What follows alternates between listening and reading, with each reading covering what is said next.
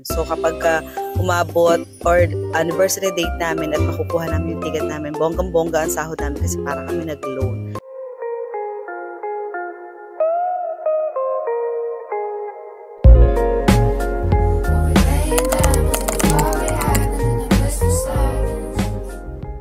So, hello, good morning guys and welcome sa ating channel and welcome sa another episode ng ating pag-uusapan about dito sa pagpunta sa Dubai, paano na-hired, about RT. So ngayon guys, ang pag-uusapan natin is ano ba yung mga benefits na natatanggap ko? Ano bang benefits yung meron kami dito sa company namin? Actually, may mga similarity naman to sa ibang company pero syempre, mas pag-uusapan natin yung benefits na natatanggap ko. Actually guys, nung bago pa lang ako dito sa Dubai, may mga benefits kami na meron noon na natatanggap na wala naman ngayon. Meron naman mga benefits na meron ngayon na wala noon. Something like that. Magulo ba? So ngayon, ang unang-unang benefits masasabi ko sa inyo is when it comes sa health insurance. Ayan. Kapag may mga sakit kami or nagkakasakit kami, hindi lang ako kasama ang family ko. Family ko meaning asawa ko at mga anak ko. So pag nagpapagamot kami, free kami sa hospital. Or kung pupunta naman kami sa private hospital, magbabayad lang kami ng certain amount of money, like 10%, something like that. Pero nagbabago-bago yung guys, depende sa klase ng insurance na ini-issue nila sa amin. Kasi nakailang insurance na rin ako sa 16 years ko dito sa company ko. Nakailang insurance na rin kami kasi natatandaan ko dati Inaya, NextCare, and meron pa yatang iba, hindi ko matandaan. So pag-usapan na lang natin yung updated na benefits ng insurance ko na meron ako ngayon. So as of the moment, ang benefits namin is syempre free kami kapag sa government hospital kami nagpapa-check up or sa government clinic. Hindi naman actually pala totally free, sorry naman. Kasi may binabayaran pala kami certain amount of money. Hindi ko sure kung ilang percent siya, pero ilalagay ko na lang siguro dyan sa screen. Kasi pag papacheck up kami, let's say sa registration, magabayad kami ng 10 dirhams. So, ilalagay ko na lang siguro yung computation dyan sa screen kung ano ang conversion niya sa Philippine peso. Ngayon, pagka bibigyan naman kami ng gamot, usual na binabayaran ko is less than 5 dirhams. Maraming gamot na yung guys, hindi lang isang gamot. And pag sa private company naman kami nagpa-check up or sa hospital kami nagpa-check up na private or clinic na private, magbabayad naman kami ng 10% of our total bill, both dun sa clinic at sa hospitalization at sa gamot. Tapos, another benefits na cover kami ng aming insurance is free yung aming eyeglass or reading glass. Ayan. So, syempre, pag tumatanda na tayo, medyo malabo-labo ng ating mga mata. So, free kami dyan. Free din kami ng dental. And pag magka-travel kami, i-issuehan nila kami ng insurance, something like that.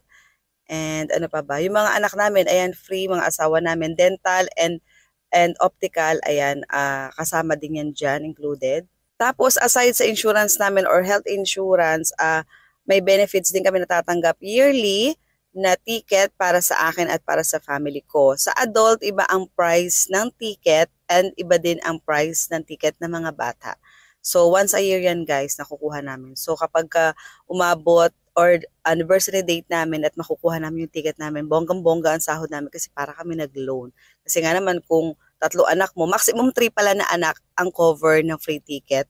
So kung 3 ang anak mo, tapos 2 kayo mag-asawa, so 5 ticket yun guys, imagine that, diba? So sana every month, diba, anniversary date. And another benefits na nakukuha namin guys is meron kaming extra off, yung tinatawag naming PH or public holiday. Kapag may mga holiday, syempre, ayan, di kami pwedeng naka-day off din nun. So, nakukuha namin yung public holiday na yun sa ibang araw. Nire-request namin yun. So, at least kahit pa paano, meron kaming extra off. Kasi hindi naman nababayaran dito ng double pay. Unlike yan sa Pilipinas na pag nag-work ka ng holiday, double pay ka. Dito walang ganon. When it comes naman guys sa mga leave, marami kaming klaseng leave like study leave, yung mga ganyan. Tapos yung maternity leave, ayan, yung sa paternity leave, something like that. Sa maternity leave guys, ang aming allowed na leave is 3 months. Tapos meron kami tinatawag na breastfeeding mom na less 2 hours work sa duty mo sa loob ng 1 taon. Yes guys, ang tagal, di ba? Ang haba. So, halimbawa kami, working kami ng 12 hours per shift. So, instead na 7 to 7, 7 to 5 lang kami papasok for 1 year para sa mga breastfeeding mom. So, ayan guys, nagbabalik tayo. So, syempre, speaking of leave, yung annual leave namin, free yan annually. And, tawag dito, meron din kami tinatawag na happy hours na parang leave siya na, halimbawa, gusto mo mag less 2 hours after work kasi meron kang gagawin, pwede mo rin yung i-avail provided na hindi busy yung area at depende kung papayagan ka ng supervisor mo. Tapos kapag kami merong sakit, syempre yung sick leave namin, bayad din yun, hindi kami kinakaltasan. Provided na meron kang papel na hawak na talagang meron kang sakit. So ayun, every year meron kaming free set of uniforms na 3 piraso. So, hindi na namin yung binabayaran. Not unless kung gusto mo ng extra uniform, then papagawa ka sa labas. Ang same ng uniform na ginagamit namin sa work. Tapos pala guys, pag duty kami sa work, halimbawa day duty kami, so may breakfast, lunch, and dinner, free yan. Pagka dinner naman is, syempre, dinner and breakfast, free din yan. So, kasama yun sa department namin. Sa ibang department, hindi ko guys sure kung free sila. And of course, pag renewal ng mga visa namin, Emirates ID, hindi kami nagbabayad. Nagbabayad kami pero nire-refund nila, ganon. Tapos pag renewal ng license namin like ACLS, PLS, ayan, free din yan, hindi din kami nagbabayad dyan. Pero sabi nila kapag ACLS, kakatake mo lang yan within a year, tapos magre-resign ka, parang i-deduct nila yon sa iyong graduate. So, ayan guys, sana nagustuhan nyo ang vlog na to at sana wala ko nakalimutan sa mga benefits namin. Sana wala ko nakalimutan i-share sa inyo. Kung meron man siguro sa comment section na lang or sa description box ilalagay ko or dyan sa screen ilalagay ko.